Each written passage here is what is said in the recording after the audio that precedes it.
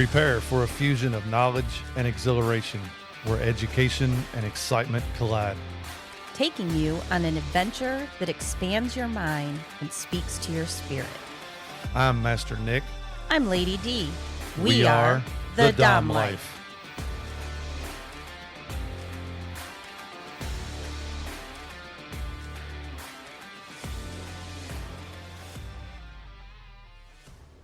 This podcast contains sexually explicit topics and adult content. It is intended for listeners 18 and older. The opinions expressed in this podcast are ours alone, based on our personal thoughts, feelings, and experiences. We understand that others may have different opinions and experiences, and we respect that. We would love to hear from you. You can reach out to us at www.thedomlife.com. All right, welcome back, everybody, to another episode. Today, we're going to talk about an event that we done in September. Yeah. Which was the Indiana Leather and Kink weekend, and it did take place September 11th through the 14th. Yes, but we were unable to attend for all those days because, Correct. Of course, we both have day jobs. Yep. So we did travel up on Friday. Yes. Got there Friday afternoon and did get to do a lot, although it was later in the day on Friday. Yeah. And then, of course, Saturday was the day for all the classes. So we had set and picked out what classes we wanted to take. And then we changed them up. And then we changed them up. Some of their classes changed up. Some of our minds changed. Yeah.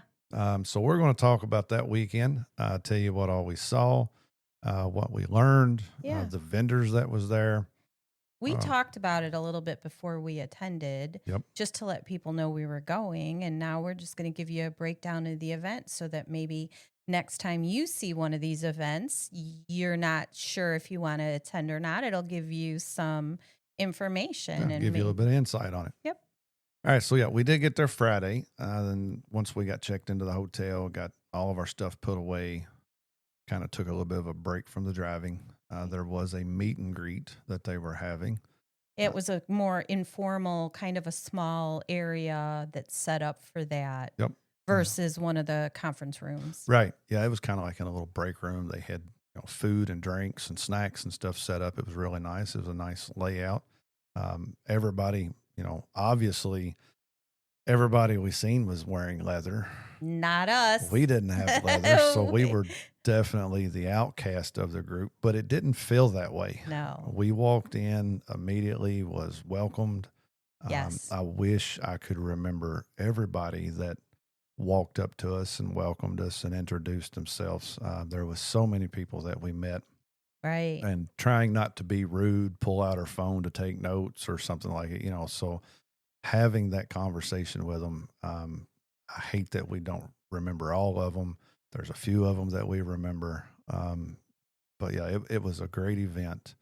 The beginning of it gave us an opportunity to ask questions because It wasn't an informal, it wasn't a classroom setting. Correct. It wasn't the dungeon setting. It was, it was just an opportunity to ask questions about what leather is. Because again, we came into this not knowing much of anything. Right. But when you hear Leather and Kink weekend, we went, let's go. Exactly. And it's nearby enough. It was nearby. It was something we hadn't experienced. It was something we knew nothing about. We did learn some history about it that I thought was really interesting, as far as how it, where it started, how it evolved. Yes. How, it originally started for the gay men coming out of war and out of the military, wearing the leather. It was kind of an intimidation factor to whereas they wouldn't get picked on or something as much. And then, as time went on, AIDS came around.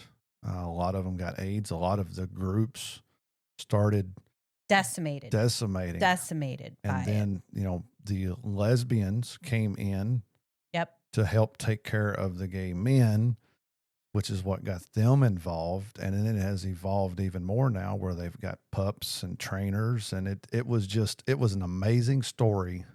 It became a place where all walks of life were accepted. Yeah. It didn't have it queers and, so Lady Elsa gave us a lot of that detail that first night. And the reason we know her name is because we did a class with her the next day. We took one of our classes, yes. At the same time, we got to meet his Cherry. Yes. The same thing that night. Yep. And we got to spend a little bit of time talking with her at the meet and greet. Yep. So it was kind of nice. Yep. We did meet a gentleman with Kentucky Leather in the Kentucky Leather Club. Yes, there was. The problem is there was an event and we had every intention, since it's in Kentucky, to attend. Right. But that was pre-accident that we found out about it. The event took place after the accident, so we didn't quite make it. We did not make it. But it wouldn't be too hard to find their next event for when you're ready to start venturing out again. This was their big one, though. I think this was their 3-day. It was their 3-day event, and we were invited. It was so nice, and we were unable to. But we'll get back there one to day. We'll get there one day. That was the first night, the meet and greet, and then after that, what did we do? Well, we decided we'd check out the vendors. Bad idea. We wanted to see what all vendors were there, what all they had. We wanted to make our shopping list to what we wanted to buy before leaving the event. And I've got to say, the vendors did not disappoint. No, I am always so happy to go to the events because even though everybody has online presence, and you can go look online, the difference between being online and actually holding it in your hand and feeling it and seeing what it actually feels like. Oh, damn. There was a lot of goodies there. Oh my God, there was. And we broke our rule. It was all your fault. We done it. It was a joint effort. We did good. We walked in, we got the business cards, we seen what they had, we seen stuff we liked. You bought one thing, I think the first one. Like, didn't you have to? Because it was the last. No, I didn't buy anything till the second booth. I did good on the first booth. Right. It was the second booth that got me. And I was like, I'm going to buy that. And I bought that. And we kept going. And I circled back to the first booth and then, had to go and buy some. Anyway, I bought a lot of stuff. We bought a lot of stuff. Yeah. You bought a lot of the implements. Yes, I did. And I spent just as much on one item, basically. Yes, you did. But so for the vendors that was there, Blush Industries, they had impact play products that had a combination. Some were stingy, some were thuddy, some were heavy, some were light. It was a nice variety. Yes. I did circle back to them, and they had the silicone ring, like a paddle. You did not like that. No. I liked that. You did not like that. Right. But I did pick that up. One of the marketing things that they had, which was awesome, was a business card that was like a get out of being. It was a brat pass. It was a brat pass to get out of trouble. Yep. Now, he did acknowledge that doesn't mean your dom is going to accept it. Right. But it was a really cute. It was. Thought it out well idea for handing out business cards because I asked for one because I liked it. Yep. So, yeah. Yep, he did have the brat pass and you did get it, and we do have it here with us. Yes. And I'm waiting for the day you cash that in. Let's talk about steelbones.com. Now, they had corsets, corset dresses, corset skirts, just a lot of corsets, and that was your purchase. It was my very, very, very expensive purchase. Mm-hmm. But well worth it. Well worth it. There were videos of me walking down the hallway at the hotel in that outfit that included the corset skirt. Yep. And she is a great marketer. She asked me if I would like to try it on, and I did, at which point it convinced me that I required this in my life, that Yep. it was a required purchase. Actually, it convinced you. Oh yeah. As soon as you put it on and I seen it, I was like, you've got to have that. Right. So that was my big purchase, and I love it still. It was supposed to be worn during an event at Club Tempted, another event that we were unable to attend.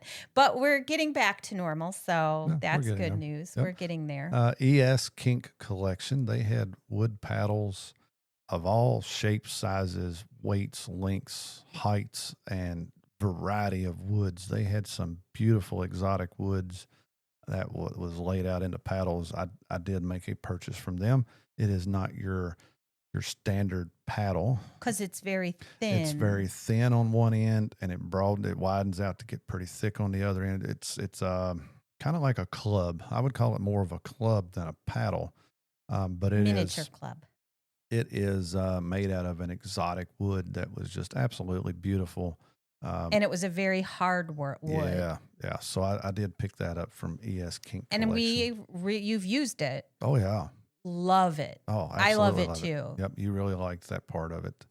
Leather Passions. They had a lot of leatherware, custom made. Had the vests, had the leather shorts, had anything leather imaginable. And of course, we're at a leather event. Yes. So it was like even the vests and the so yeah. They did. Niche. They was a company set up, and they had a lot of like the flashy pup leather apparel. They had the tails. They had the pup mask. All that was different. The first time I had seen those tails. Yes. So they're like rubber tails that hook to your like a belt. Right, but the way that they stay upright. Yep. So they're not like what we wore during one of our events where it was Correct. the furry and stuff. It Correct. was like a leather whip almost on your. It was a hard rubbery. In tail. all colors. In all colors. Man, they had the bright colors, the neon colors. Oh man, it was really cool to see all the different variety and stuff. Emma Alamo. Now, I got to say, Emma Alamo had some very, very nice leather harnesses. We just all kinds of stuff. Missed that purchase. Yes, that was the purchase I regret not doing. Well, part of it was we were looking at a harness for me, yes. and the problem is that you were kind of in between sizes, and I'm going down. I'm right. losing weight. So, do we buy the size that's too small that doesn't sit properly now, or right. And the straps were kind of not quite long enough for me. Correct. So we waited, and then on the last day we went back and we were gonna yes, and somebody else had got it. And she's like, "I'm sorry, they purchased." We're like, "Got it." But I did pick up a cool bracelet from Emma Alamo. It is very neat. It was a awesome idea. I bought the adjustable one. They had one that was standard. I don't have it with me. I was just looking. I'm like, "Why wouldn't?" I should have grabbed it. Okay. But it is like a double leather strap, and I can wear it as a bracelet, and then I can take it off, and with one pull, it turns into handcuffs that I can put on you and snap. And no matter how hard you pull, wiggle, pry, you cannot get the snaps undone with the way this is made. Yes. And I seen that, and I instantly thought, I gotta fucking have that. And again, like I said, I bought the adjustable one. Because I thought it looked neater and cooler than the standard one that fit, was a one size fit. I really liked the adjustable one, and then what made it even better was once it fit my wrist, I didn't have to readjust it to fit your wrist as the cuffs. So it was a perfect size, perfect everything for me. Absolutely loved that. I actually had to buy like a couple more for some friends of ours. Yes, we did that for a birthday gift. One of our friends wanted one of them, so we picked that up. And then before we left, we bought another one for our friends for a birthday gift. It was her birthday present, but we gave it to him. Yep, they're both going to get great use out of it. We had the Kink shop that was there, and they had a lot of floggers, a lot of impact, a lot of electric play. They had the boa floggers, which was something different that we had never seen. And it was really cool. You could wear it as a boa, And then the feel of it whenever you used it as an impact, as a flogger, was amazing. The sound was amazing. Thuddy. It was. Because it's like little patches of leather that then fall in the shape of a boa. Like they have it. And then what you can do is if you get two, you can link them together. And that's when you could actually wear it. Wear it as a boa. And they had a lot of different colors and it was really cool. Then that is where I bought, that was the very first purchase of the night, was from the kink shop.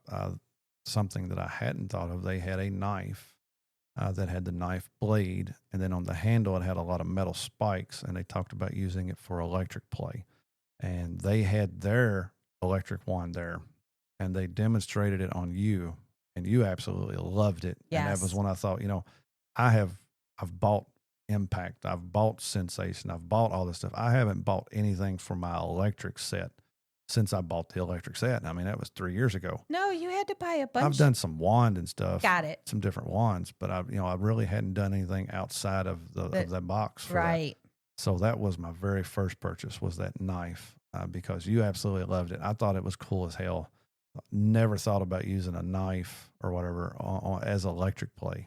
And it was really great. And it feels, because of the way the edge is sharp, it's not cutting you, but because it's like a sharp edge, as the electric goes through it and it's on your skin, it feels like a knife. Right. It makes you feel like a knife blade is on you through the electric. Right. It was awesome. Yep. Daddy's Little Shop, which also had knives and paddles of all shapes, sizes. He's been kind of changing his...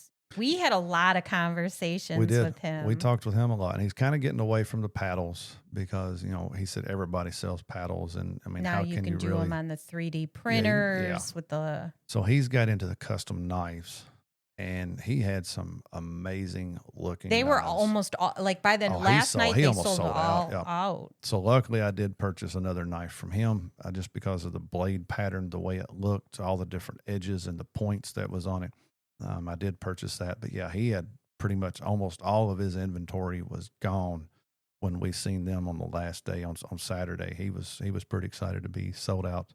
And then the last vendor that we had was Hillcrest Crafts. Okay, so let me just say, so I bought a couple of collars. Yep. I really enjoyed. They were less expensive, and there were just some unusual kind of unique patterns. So I had gotten a couple of collars, but then we went back on day 2, and we'll get into it. But you bought something very unusual from them, and we used that the next day because we bought it on Saturday. And the Saturday night, we got to use that. I think it was actually during the day. It was Saturday evening after the classes and after we had dinner. Yeah. Oh, it was so fun. But before dungeon play, right? Yes. Yeah. So we'll talk about that when we get into day 2's classes, because it's the reason you bought it. Yeah, it was. So Friday night, they did have open dungeon. We did attend the open dungeon, and I believe we got there a little too early. We noticed that there was, because there were still events going on that we were not aware of. Right. Some of the awards type stuff, something related to the title, transitions. They had their competitions and stuff that was going on. And we just weren't. We weren't aware of it. We went to the dungeon. There wasn't a whole lot of people in the dungeon, so we set up, found the station that we wanted, found the cross that we wanted to try out. And we did I got you to the cross, and I was able to use, my new toys that I had just bought, to find out if you liked them. A couple of them you didn't like, right? But I did get to play electric with the new knives and the new paddle. I'm gonna call it a paddle, although it's more like a baton or something. But right, and there weren't a lot of people there when we were there initially, so we decided that it would be a good time to play. Yep. We decided. And it wasn't going to be a late night for us because we both work pretty early in the morning and then we travel and whatever. So we made the choice that, hey, guess what? We're going to play. Yeah.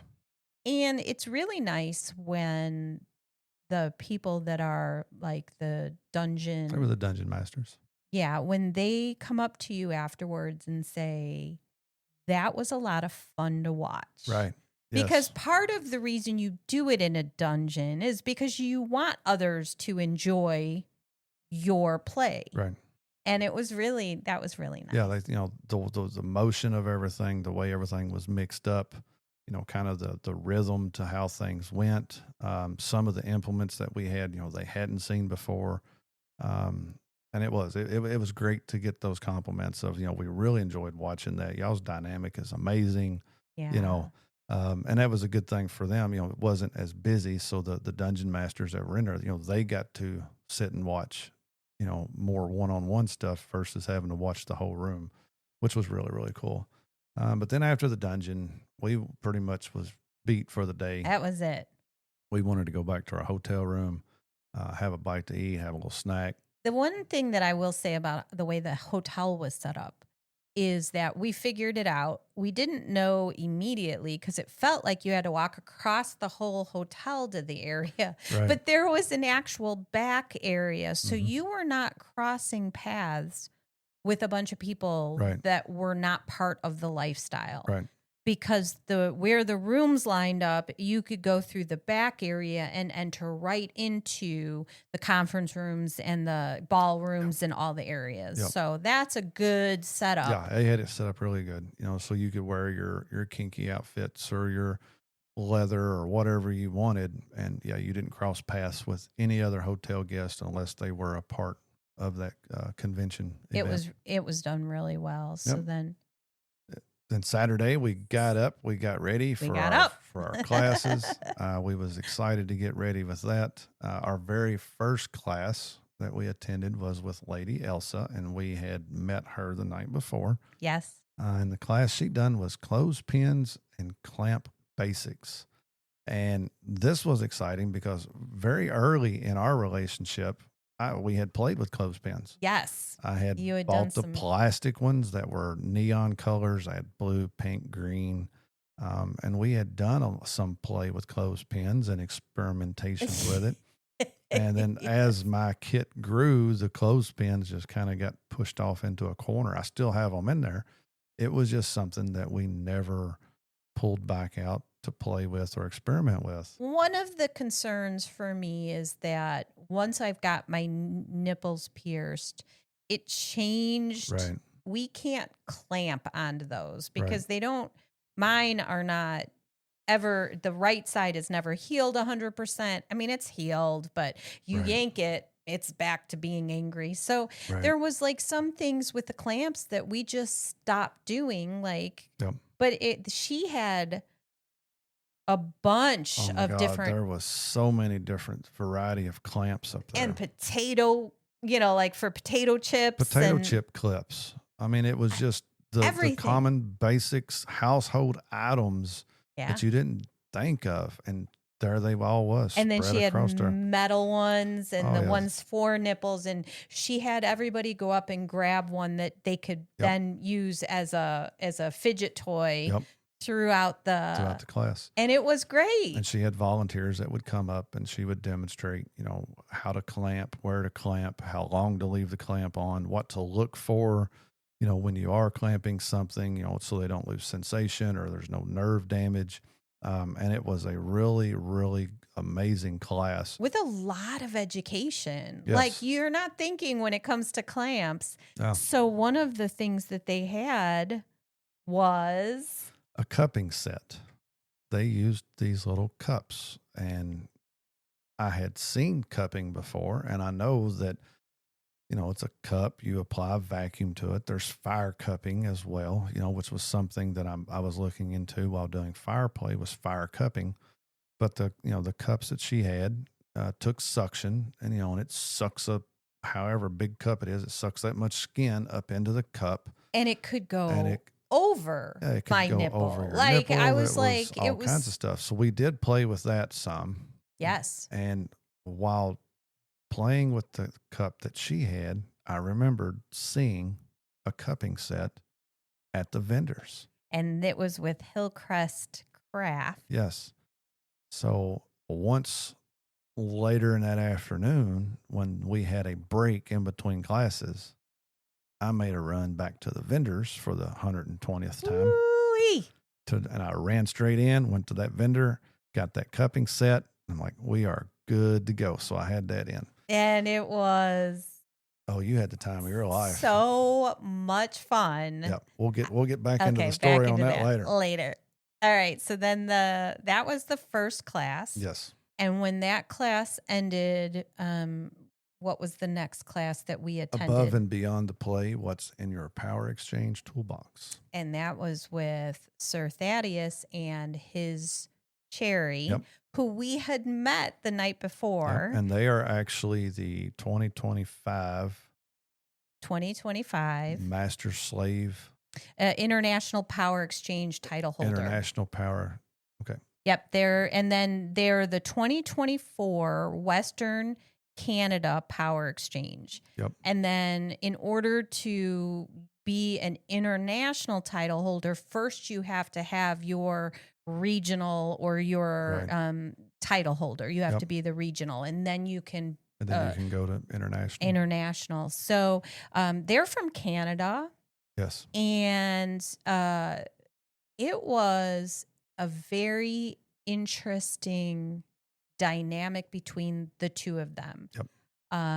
Because although she is the submissive within their relationship, she is not submissive. She is like us alpha subs. Yes. She has so much poise and so much knowledge and so much skill that you deal with her and you're not thinking, she's a submissive. No. And they were both military and several years military. Yeah. Oh yeah. And so they run their relationship like the military. And that was one of the things that they said that made them successful. When Sir Thaddeus knew that his Cherry had more experience or had more education or had more knowledge, he would have her to run it, like some of these classes and stuff that they do. They do like online classes. They have their own house. They do a whole lot of stuff. Part of the leather community, that's a big thing within the leather, is that in order to become a title holder, and once you are a title holder, you are doing both community service, you're doing education through the community. Right. You're traveling to other locations, and your whole job, in addition to whatever work you do, your whole job for the leather community is educating them. Yep. And doing these classes. There's a checklist of stuff you have to do in order to win that title. And a lot of that is in there. But back to their class, I thought was very well laid out, very well executed. It was interactive. That was an important part of it. They got everybody in the room, everybody in that class. We got split up into groups, and it was writing on this board different areas of a dominant submissive relationship. What's important, and when they first started talking about it, it is hard to come up with what points to put on there. But the minute they split us into groups, and each group done just a little section of each one, by the time we got done, man, we had like 2 or 3 papers that was just full of all this information. So the class name was Above and Beyond the Play, What's in Your Power Exchange Toolbox. Yes. And what it was is there are life skills that you need, right? So you need life skills. Now, you have very strong project-oriented skills. I have the homemaking, cooking, cleaning, like the keeping our world moving skills. And basically that's what they were saying. Don't downplay what you bring to a relationship. You might be submissive, but you bring stuff to this relationship. And a lot of people in these dynamics can lose the fact that you're bringing something, even if it's not right. being in control. Right. You may not be in control, but what you bring to the table is just as important as anything else that goes on. And so each of these areas was about a life skill that we Right. sat and we wrote up on the board and split up into groups and walked through it. And it Right. was amazing how many life skills are not related to DS, and you know, each individual ran a different part of it. So it was a really great class. It was probably one of the best educational classes for the whole weekend. I mean, we enjoyed every one of them we attended. Yes. But again, it was very well executed. They had their list for all the categories that we would go over afterwards, and then comparing what we had come up with to their list. I mean, we got almost every one of them that they had that they wanted to make sure to hit on. Yep. But again, it was very well executed. You could tell they've put a lot of time into these classes and into the education, and they enjoyed the education. You could see the passion in them while giving the class. They wanted to be there. Yes. It wasn't like we're doing it because we have to do it because we're the international. No, they wanted to do it. They wanted to be there, and it showed. Well, and you saw that a lot of people afterwards stayed to talk to them. Yes. We had to talk to them later about being, you know, hey, can we talk about you on the podcast? Can we say something? Because literally everybody people were waiting to talk to them. It was. Yeah, they were great. It was awesome getting to meet them. Our next class we went to was Rope for Sex. What? And it was interesting because you love the rope and I love watching the rope. And I actually did tie. I did a tie on you for the rope. But it was put on by Finch, who she's been tying and teaching for over a decade. She has a heavy focus on tying people and not forms. Yep. And learning the building blocks of rope. Again, it was very informative. She would explain what she's doing, why she's doing it, where she's going. She had a male bottom that she was tying to, and he was a trip. He was a hoot. Oh my God, because she did it naked. Yeah. Naked. She was doing almost like some torture ties on there. Yeah. She was making it, well, cool. It was for sex, so she wanted to make sure that there were handles and stuff. Yep. And it was fun. It was great. She actually, for this show, had a dildo, like a strap on, that got in the way a couple of times. Yeah.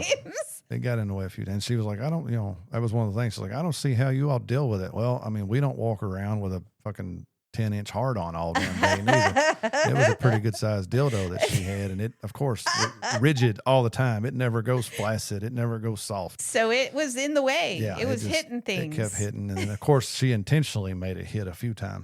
That was fun. It was a very entertaining, very interesting rope class, and it was informative enough that I was able to. I don't know that I'd done the tie exactly the way she done it, but I got the job done with the tie. Yes. So. And then one of the things that I took away from this one was making sure one of the handles on your shears that are used to cut, specifically used to cut rope. We're not talking, kitchen shears. These are made with the blunted edge, made to cut rope that's tight. To put reflective tape on one of the handles. Yep. Because while you're doing demonstrations and shows and you're playing, a lot of time it's in a dark dungeon. It's in a dim or dark. And while you might have them hooked to you, sometimes you'll set it down and they're harder to see.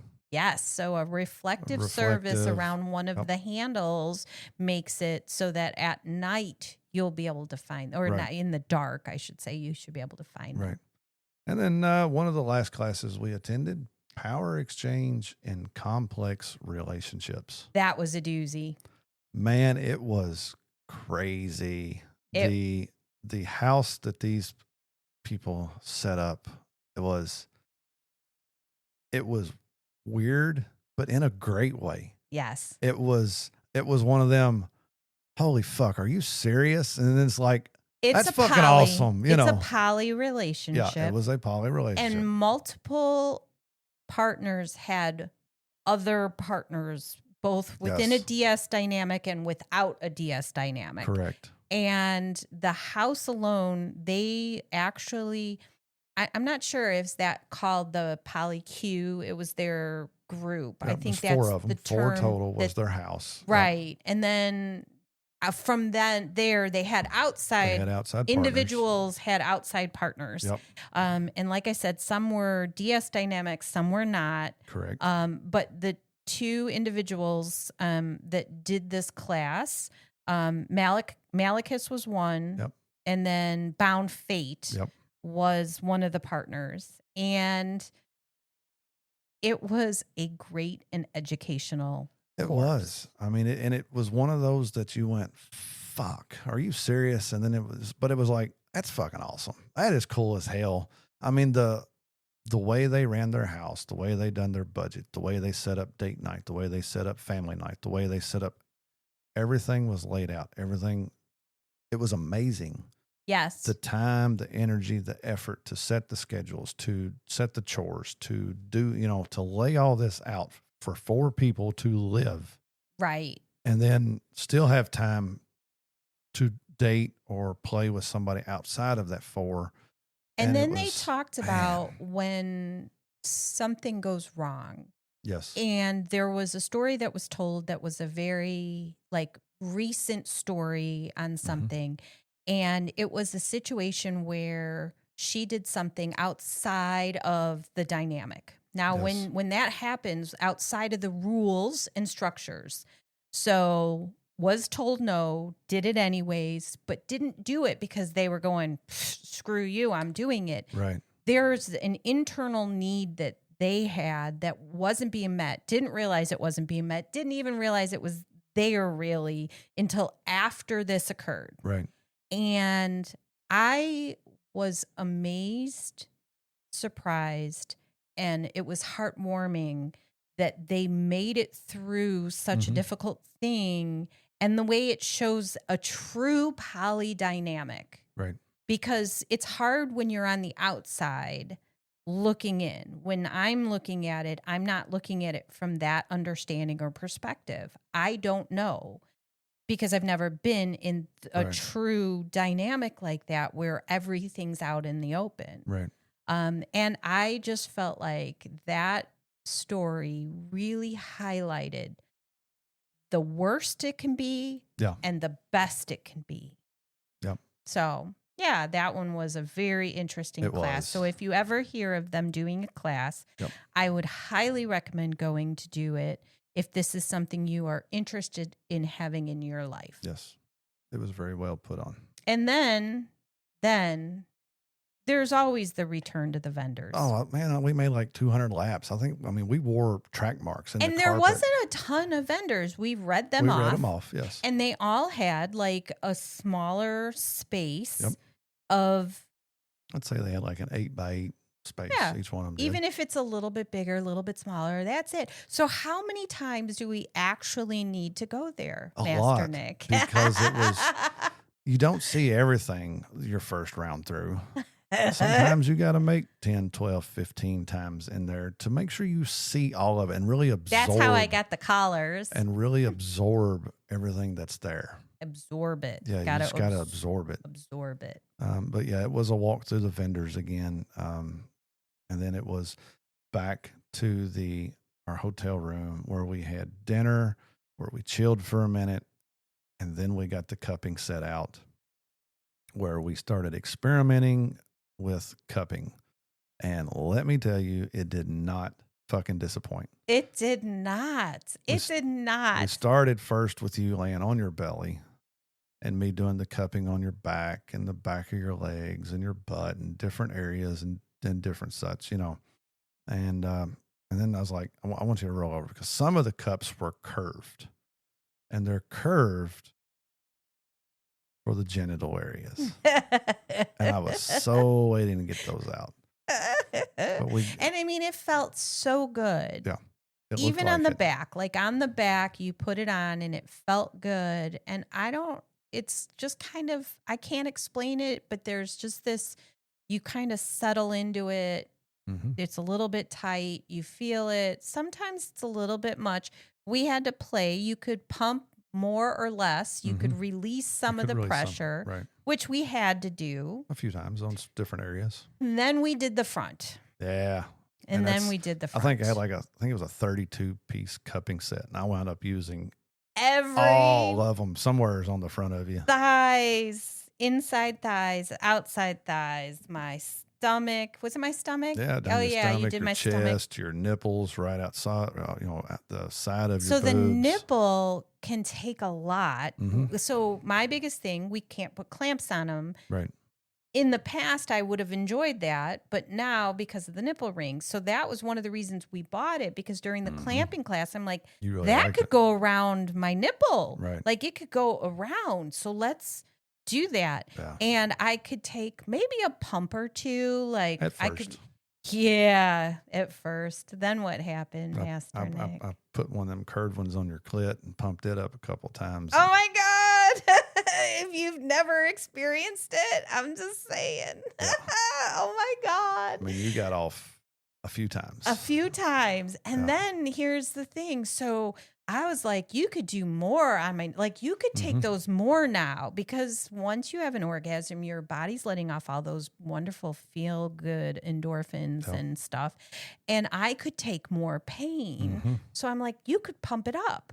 Well, then it was time to start removing them, because it's also unsafe to keep a portion of your body for too long suctioned up. Right. So now it's time to start releasing it. And he started, I think, on my thighs or something, and took those off, and then went and took off the one on my clit. He took that off. And my nipples hurt so bad. I was like, you're going to have to either get these off right now or put that one back on. I don't care. So I think I put that one back on. You did. You put it back on. At which point, everything settled out again. And I was good. Yeah. So my recommendation, the clit one comes off last, unless you're wanting to punish your submissive or bottom, because I will tell you that I could take a lot more pumps and a lot more, intense pressure.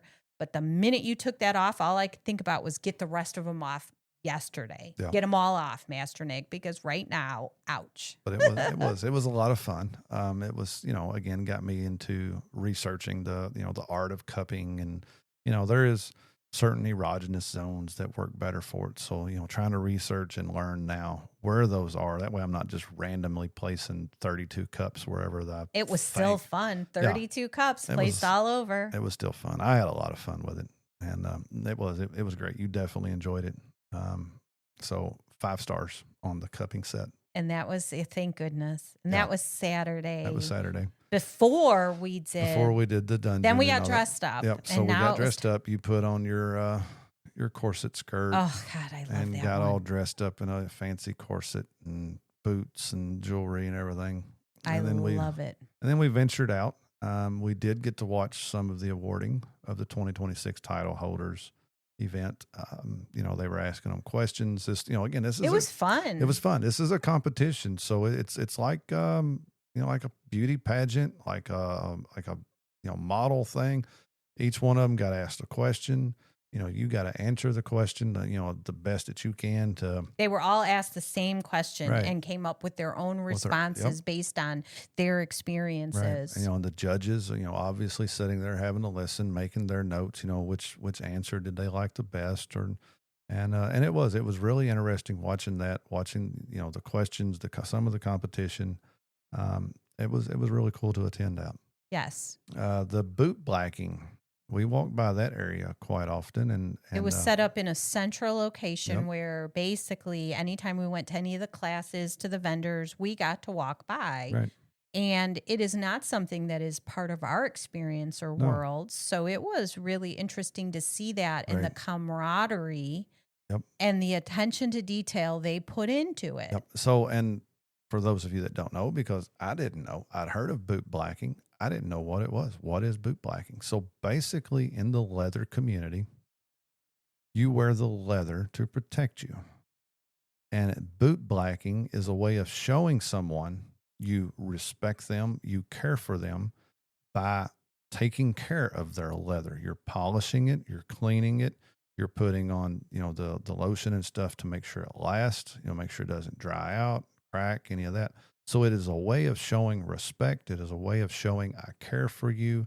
It is a way of showing you are important to me, by doing the boot blacking. And it was really cool to hear that, and then to watch the technique and the effort that they put into boot. It didn't have to be boots. There were people that are getting their vest boot blacked, and any type of leather that they had. It was really cool to see the care that goes into boot blacking. Right. And you can see what it meant. Yes. So that was really good that they had it where they did, because I feel like we missed out on some of the title stuff because of because we were only there for the one day. We had classes we wanted to attend. And so I really feel like we missed some stuff, but we did what we could. Yeah. And again, we still had a great time.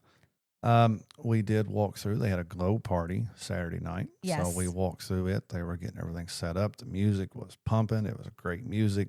They had a lot of black lights. They had a lot of neon stuff in there. Yes. People were wearing their neon outfits, their glow sticks. So it was going to be a great glow party, but it was a bit too much for us. Yes. I mean, it was great. I'm glad we experienced what little bit we did, but there's no way we could have hung around with just that. I mean, the music. I mean, we're older.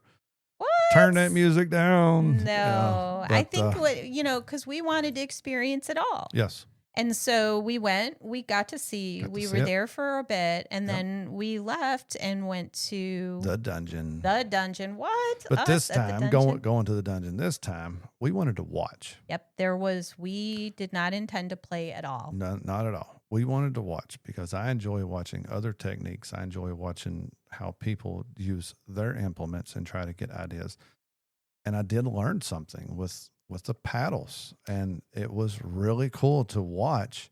It was from the vendor that you bought. It was from the vendor that I bought my little baton thing, paddle, and they would swing it but not hit, and you could it was like pushing air against them. So he would tap, he would hit with his bottom with it, and then he would swing but not hit them, and then just get the big rush of air going across them. And I thought that's a neat technique. Simple technique. Why did I not think about that? But it was really cool to see that. We got to see some wax play. Yes. From another vendor. It's fun when the vendors go out there and do their thing with, it was fun to watch that. There were, once the glow party, there were a lot of things we were watching. They had suspension rigs set up. They're doing rope. So, and one of the things that I picked up on is there's people who do the rope because they love the feeling of having that rope around them, and you can see that. And then there are sadists and masochists.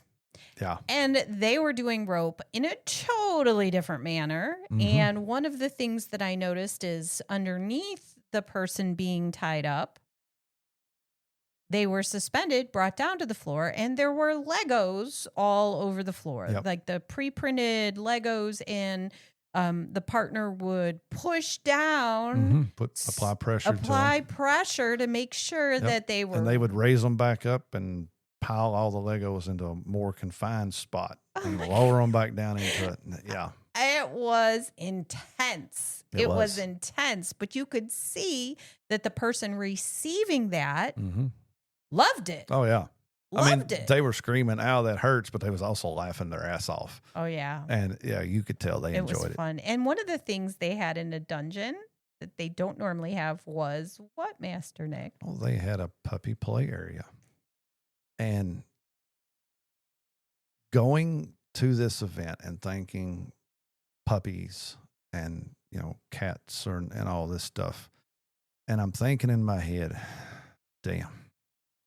But to get there and to see all of them. You got sucked in. I did. To see the little area. They had these little balls, and the puppies were down on all fours. Squeaky toys. And they were playing. But there was one that saw me watching.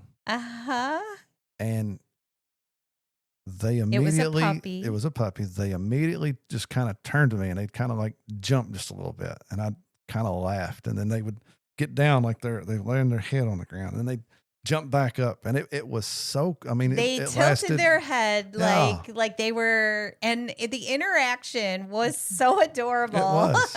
I sat there just mesmerized, going, "This could be fucking fun.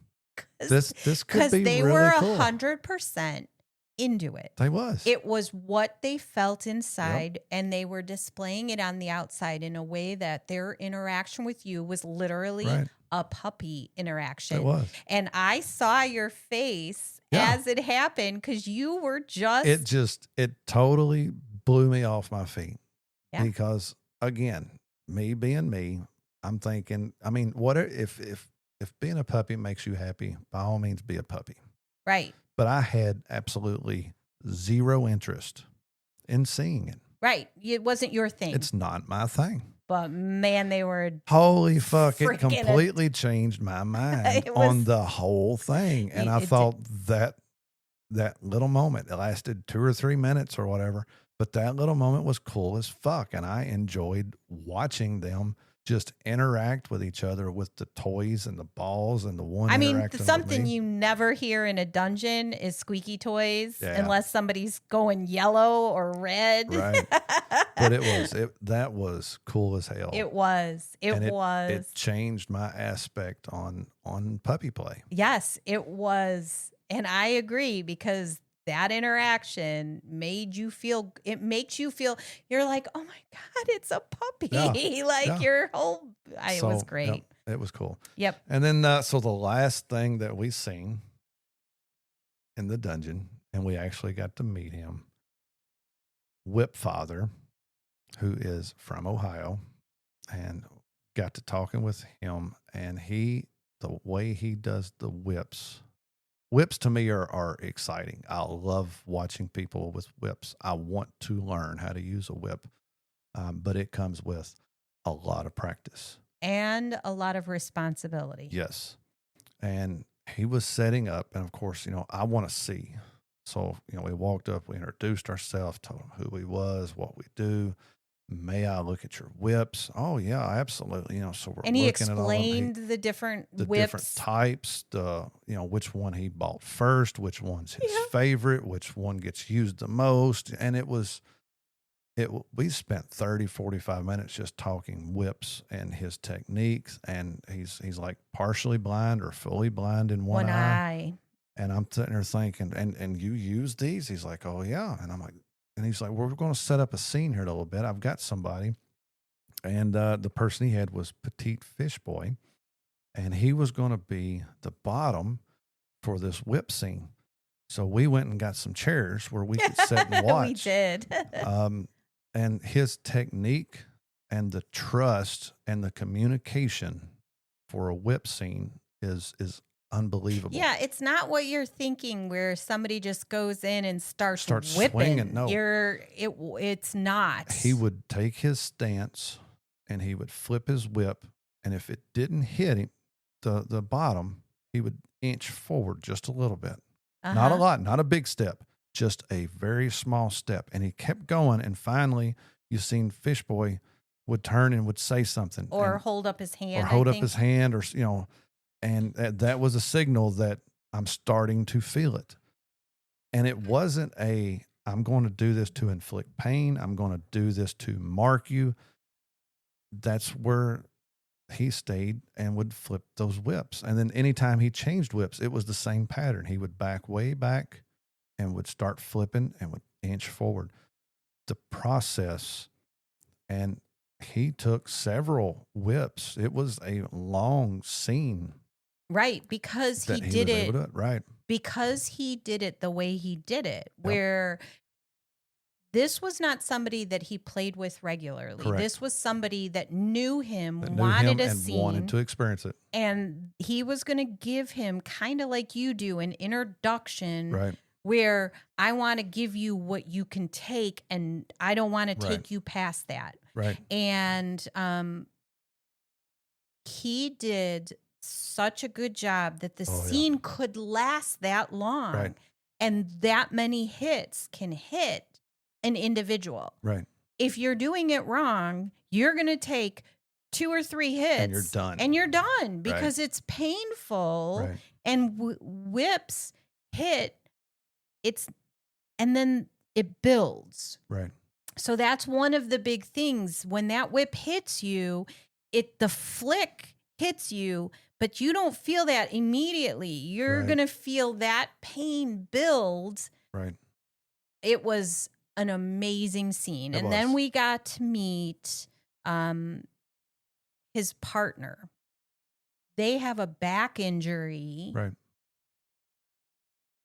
That whip father has to be so careful and precise because you couldn't hit the back. Right.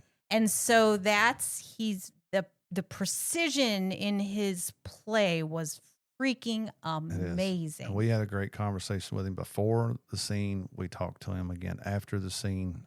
We're actually going to try to work out where we can get them to come onto our show. Yes. Because, the way they met, the way things happened, the way that, of learning how to whip. I mean, he had years of experience of using this whip and competitions that he's been to. He had a really great story. We did talk to him about getting on our show. They're ready for it. So as soon as we can get you able enough to be able to go to Studio 2 and sit for a little while, we will definitely have him on our show. Unfortunately, we're out of time. What? But the good news is we did make it through our whole weekend. It was an amazing event. I am very happy that we went to it. Did not disappoint one bit. Yes. We got to meet amazing people. We got to learn more. We got to expand our knowledge. We took classes that really opened up our minds to other things, other ideas. It was so awesome. It was. And it was a great time. As outsiders, because we are outsiders in that group, I am not a leather person. Right. I am an outsider. I never felt judged. Correct. Like, hey, you don't belong here. It was very inclusive. It was. And it's very important when you're doing events because you want to bring new people in and new experiences in. And I felt like we got to enjoy all of it and and at no point did we feel like, well, I don't have my leathers on, so I don't belong. We didn't have our leathers. We were the outsiders, but we never felt like it. We felt like we was a part of their group. Yes. The entire weekend. From the time we got there, the time we left, it felt like we were in our group. Yes. So, yes, absolute amazing weekend. Can't wait to attend our next event. We're looking. Don't know where we're going next. Don't know when we're going next. It all depends on your healing. I know where we're going. Do you? I know when we're going. Yeah, we're going Kinktasia in November. I'm hoping you're able to go. But I'm going to go. We're going to be set up as vendors at Kinktasia, so we're not going to be attending a whole lot of stuff. But yes, it's going to be a good time as well. Yep. Hope to see you all at Kinktasia. Come by our booth. Come visit us. Come say hi. Introduce yourself. We're going to have our podcast equipment there. Do a shout out. Yep. Do a shout out. Exactly. So until next time, people, be safe, have fun, get out those whips and chains and floggers. Go get you a cupping set. You'd be surprised. So surprised. See you all next weekend. Please follow, like, and share our podcast. Make sure to visit thedomlife.com, where you can find pictures and other details about the Dom Life podcast. And through the Contact Us button, you can ask questions or provide recommendations for future episodes. We want to explore your kink too. Be sure to check out upcoming events to see where our adventures are taking us and our photo gallery to where we've been. Thank you for joining us on this journey. We hope you had fun listening and learning with us. Till next time, keep calm and remember your safe word. Red, red, red.